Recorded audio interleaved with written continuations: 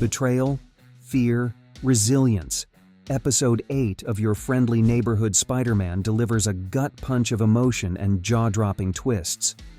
From Peter Parker's harrowing recovery to a villain's escape that no one saw coming, this episode changes everything. Stick around as we break down the biggest reveals, hidden details, and that epic new suit. Hey everyone, welcome back to the channel, your go-to spot for all things superhero. Today, we're diving into episode 8 of your friendly neighborhood Spider-Man, and wow, this one hit hard. We got emotional breakthroughs, intense showdowns, and a whole lot of setup for the season's endgame. So, stick around as we break down everything from Peter's recovery to Otto's big escape and that game-changing new suit. Oh, and if you're new here, make sure to hit that subscribe button and ring the bell so you never miss out on our Spider-Man breakdowns. Alright, let's swing right in. Peter's recovery and Norman's warning. Episode 8 kicks off with Peter Parker laid up in a hospital bed, battered and bruised after his brutal fight with the Scorpion. He's got a broken arm, a black eye, and those nasty scratches across his face. But, thanks to his spider-powered healing abilities, Peter's already on the mend. Still, Norman Osborn is concerned. He warns Peter that he's pulling his punches, a mistake his enemies aren't making.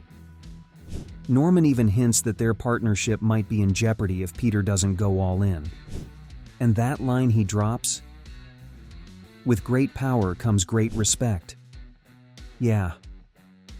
Something tells me Norman's not reading from Uncle Ben's playbook. We get a deeper look into Peter's psyche here. He wrestles with the idea of holding back.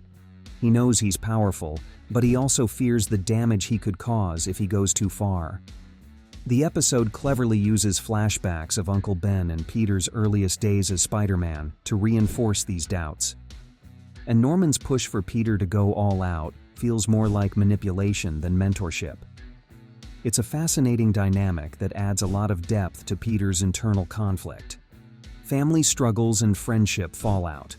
Back at home, Aunt May is understandably freaked out by Peter's injuries. Peter gives her the classic skateboarding accident excuse, but he also opens up about feeling like he's letting everyone down. May does her best to comfort him, reminding Peter that he's stronger than he thinks, though she wishes Uncle Ben were still around to help guide him. We get a heartfelt moment here where May shares an old story about Ben teaching Peter to ride a bike. It's a touching parallel to Peter's current struggle, learning to balance his responsibilities as Spider-Man. Meanwhile, Peter's friendships are spiraling. Nico thinks he's ghosting her, Pearl's worried about her brother Lonnie getting mixed up with the wrong crowd, and Peter's stuck in the middle of it all. The show does a fantastic job here of illustrating how Peter's dual life strains his personal relationships. The voicemail Peter leaves for Nico, stammering through his apology, is raw and relatable. If you've ever had a moment where life's responsibilities feel like too much to handle, Peter's struggle here hits right at home. Lonnie's dangerous choice. Speaking of Lonnie, things go from bad to worse.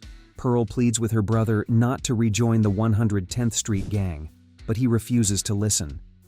The tension between these siblings is palpable. Pearl recounts a childhood memory of Lonnie protecting her from bullies, begging him to remember the person he used to be. But Lonnie's resolve doesn't waver. Peter tries to step in, but Lonnie's made up his mind. With intel from Dmitry Smerdyakov, aka the Chameleon, the gang plans an attack on Scorpion.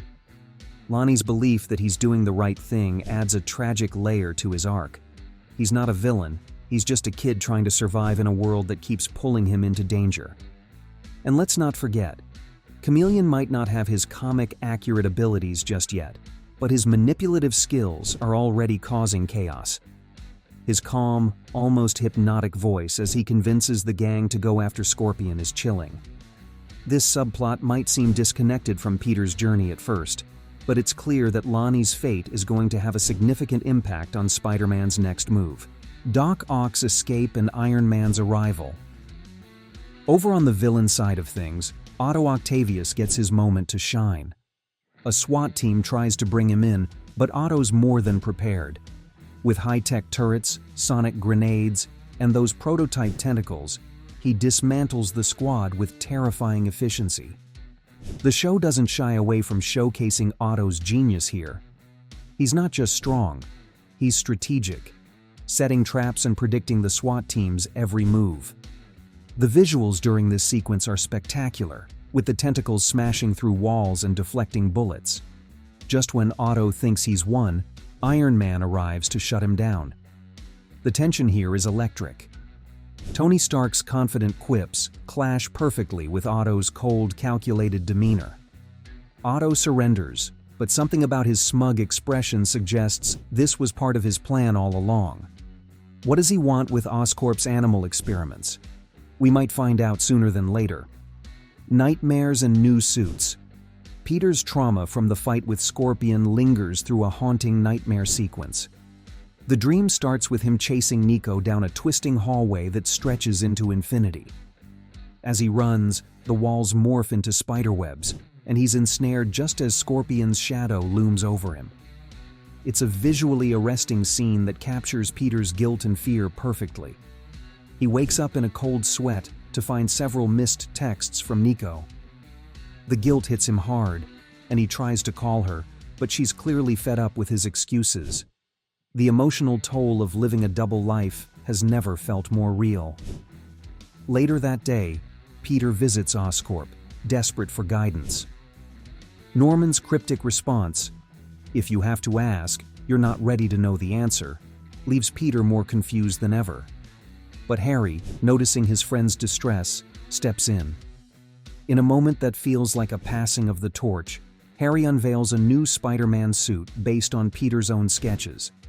The suit is a perfect blend of classic design and modern tech, with reinforced web shooters and sleeker material. Seeing Peter smile as he looks at the mask? Absolute chills. It's the emotional turning point of the episode and sets up the final 2 episodes beautifully. Villain Origins Deep Dive. Before we wrap up, let's talk about the comic book roots of our villains. First up, Chameleon. Dmitry Smerdyakov debuted in The Amazing Spider-Man #1, making him Spidey's first ever villain. Known for his uncanny disguise abilities, Chameleon is a master of deception. In the show, he's still a rookie, but you can already see the seeds of his comic book persona taking root. Next, we have Otto Octavius, aka Dr. Octopus. Created by Stan Lee and Steve Ditko, Doc Ock became one of Spider-Man's most iconic foes after a lab accident fused mechanical arms to his spine.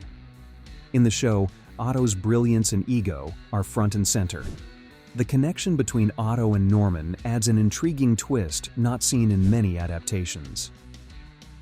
The new suit and what's next. The episode ends with Peter grappling with his next move. He turns to Norman for advice but leaves with more questions than answers. Luckily, Harry steps up, unveiling a brand new Spider-Man suit based on Peter's own sketches. Seeing Peter smile as he looks at the classic red and blue mask? Absolute chills. And with just 2 episodes left, the stage is set for an epic showdown. So, what did you think of episode 8? Were you surprised by Otto's escape? And what do you think of Peter's new suit? Drop your thoughts in the comments below. And if you enjoyed the recap, don't forget to like the video and subscribe to the channel for more Spider-Man content. Until next time, stay heroic, webheads.